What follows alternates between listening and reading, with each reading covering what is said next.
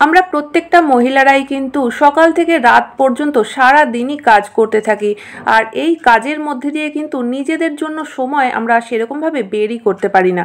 তো বন্ধুরা, যদি আমরা কাজগুলো কিছু টিপস অ্যান্ড ট্রিক্স ফলো করে করতে পারি, তাহলে কাজটাও যেমন অনেকটা সহজ হয়ে যাবে, সেরকম কিন্তু সময়ের মধ্যেই আমরা করে ফেলতে পারবো। তো নমস্কার বন্ধুরা, মৌস ফ্যাশনে তোমাদের সকলকে স্বাগত জানাই। আশা করি তোমরা সকলেই ভালো আছো। তো চলো আজকের টিপসগুলো দেখে নেওয়া যাক। প্রত্যেক দিনের কোনো না কোনো রান্নাতে কিন্তু পেঁয়াজ আমাদের দিতেই হয়, তো সেই কারণে পেঁয়াজ সবসময় আমরা একটু বেশি করেই কিনে এনে রাখি।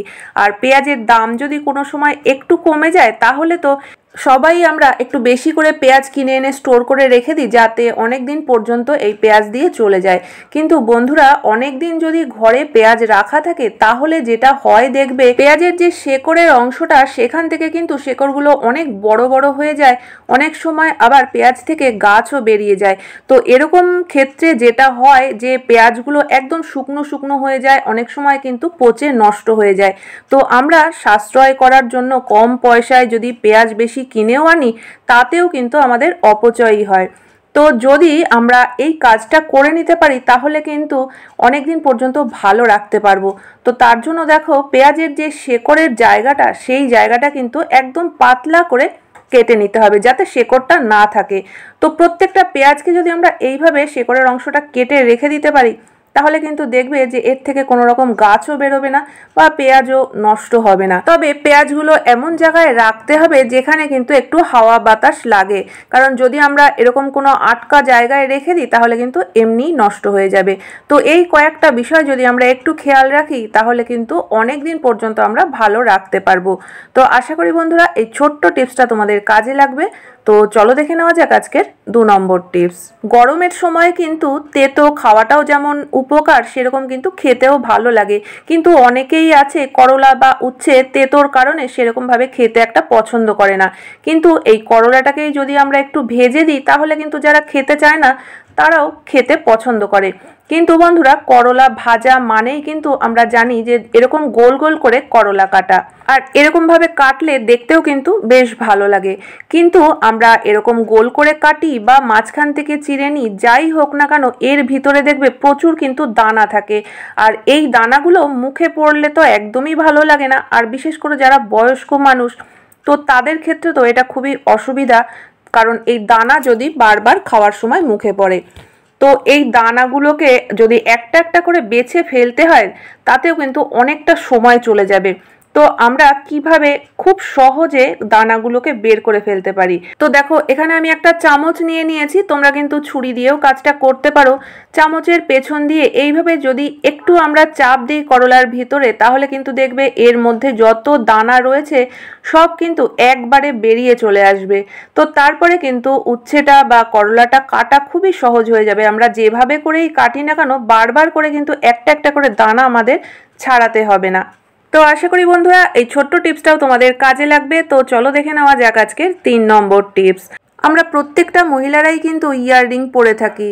তো অনেক সময় এর যে সমস্যাটা হয় দেখবে, যে পুশটা হয়তো কোথাও খুলে পড়ে গেল। তো বাড়িতে যদি পুশ খুলে পড়ে যায়, সেক্ষেত্রে তো আমরা অন্য একটা পুশ নিয়ে লাগিয়ে নিতেই পারি। কিন্তু যখন আমরা কোথাও বাড়ির বাইরে রয়েছি, তখন যদি হঠাৎ করে পুশটা খুলে পড়ে যায়, তখন খুবই কিন্তু সমস্যায় পড়তে হয়। তখন খালি কানেও থাকা যায় না, আর এটা যদি আমরা কানে দিয়ে রাখি, যখন তখন কিন্তু কোথাও পড়ে যেতে পারে। আর যদি সেক্ষেত্রে ইয়াররিং সোনার হয়, তাহলে তো মস্ত বড় বিপদ। তো আমাদের যদি হঠাৎ করে এরকম পুশ খুলে পড়ে যায়, কি করে আমরা সেই মুহূর্তে ম্যানেজ করব? তো তার জন্য দেখো, এখানে একটা টিপ নিয়ে নিয়েছি। টিপ তো আমরা সব মহিলারাই পরে থাকি, বা ব্যাগে দুটো একটা টিপের পাতা তো থাকেই। তো এরকম যদি একটা টিপ নিয়ে নেওয়া যায়, তো দেখো সেফটি পিন দিয়ে আমি মাঝখানে ছোট্ট একটা ফুটো করে নিচ্ছি। তো এবার এই টিপটা দিয়েই কিন্তু আমরা পুশের কাজটা করে নিতে পারবো। টিপের যে দিকটায় আঠা রয়েছে, সেই দিকটা কিন্তু ভিতরের দিকে রাখতে হবে। তো এইভাবে করে নিলে কিন্তু আমরা এরকম ক্ষেত্রে ম্যানেজ করে নিতে পারবো খুব সহজেই। তো আশা করি বন্ধুরা, এই টিপসটাও তোমাদের কাজে লাগবে। তো চলো দেখে নেওয়া যাক এর পরবর্তী টিপস। এখানে দেখো, আমি একটা বালিশের কভার নিয়ে নিয়েছি। অনেক সময় কিন্তু বিছানার চাদরের সঙ্গে যে বালিশের কভারের সেট থাকে, দেখা যায় যে বিছানার চাদরটা হয়তো ছিঁড়ে যায়, কিন্তু বালিশের কভারগুলো অনেক সময় ভালো থাকে।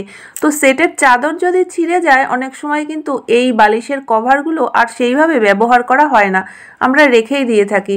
তো তো এই বালিশের কভারগুলোকে কিন্তু আমরা অন্যভাবেও ব্যবহার করতে পারি, শুধু শুধু না রেখে দিয়ে। আমাদের ঘরে কুশন তো থাকেই, আর কুশনগুলোকে একই কভারে দেখতে দেখতে কেমন যেন একটা একঘেয়ে মনে হয়।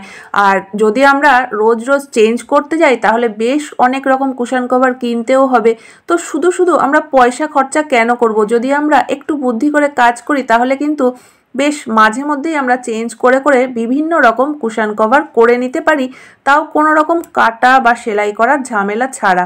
তো দেখো, যে বালিশের কভারটা পড়েছিল সেই বালিশের কভারের মধ্যেই আমি কুশনটাকে পরিয়ে দিলাম, আর তারপরে মাথার দিকের যে বাড়তি অংশটা ছিল সেটাকে আমি এইভাবে ভিতরের দিকে ফোল্ড করে দিলাম। আর এবার কিন্তু কোনো রকম কাটা সেলাই করা ছাড়া বা কোনো রকম পয়সা খরচা না করে সুন্দর একটা কুশন কভার কিন্তু তৈরি হয়ে গেল। তো মাঝে মধ্যে কিন্তু এইভাবে একটু নতুনত্ব, একটু পরিবর্তন আমরা করে নিতেই পারি। তো চলো দেখে নেওয়া যাক এর পরবর্তী টিপস।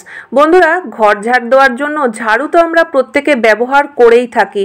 তো ঝাড়ু যখন একটু পুরনো হয়ে যায় তখনই কিন্তু দেখবে একটা সমস্যা শুরু হয়ে যায় ঝাড়ুর সঙ্গে, এর থেকে একটা একটা করে কাঠি খুলতে থাকে। আমরা যত ঘর ঝাড় দিই প্রত্যেক দিন একটা একটা করে কাঠি খুলতে খুলতে ঝাড়ুটা কিন্তু একদম সরু হয়ে যায়, আর তখন সেই ঝাড়ু দিয়ে কিন্তু ঝাড় দিলে ঘর পরিষ্কারও হয় না, তখন কিন্তু আবার আমাদের একটা নতুন ঝাড়ু কিনে আনতে হয়।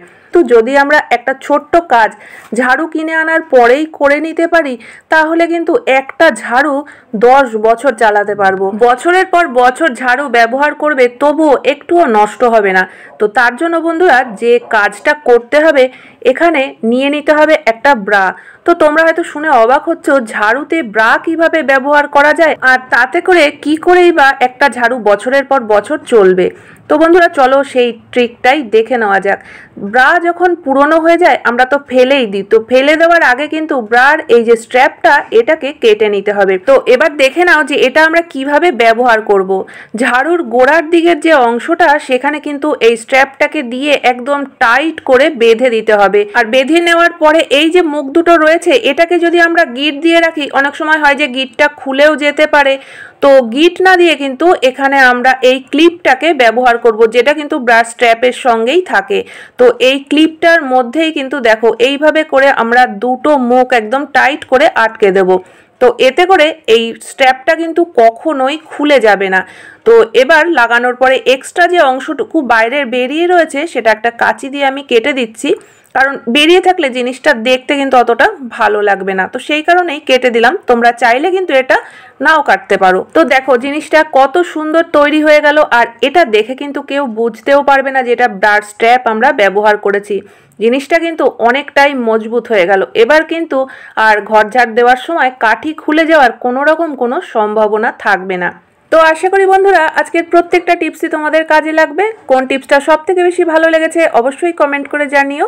ভালো লাগলে চ্যানেলটিকে সাবস্ক্রাইব করে পাশে থাকা বেল আইকনটা অবশ্যই প্রেস করে দিও, যাতে নতুন ভিডিও আপলোড করলে নোটিফিকেশান সবার আগে তোমাদের কাছে পৌঁছে যায়। তাহলে বন্ধুরা আজকের মতো ভিডিও এখানেই শেষ করছি। দেখা হচ্ছে আবার নতুন ভিডিওতে। পুরো ভিডিও দেখার জন্য সকলকে অসংখ্য অসংখ্য ধন্যবাদ।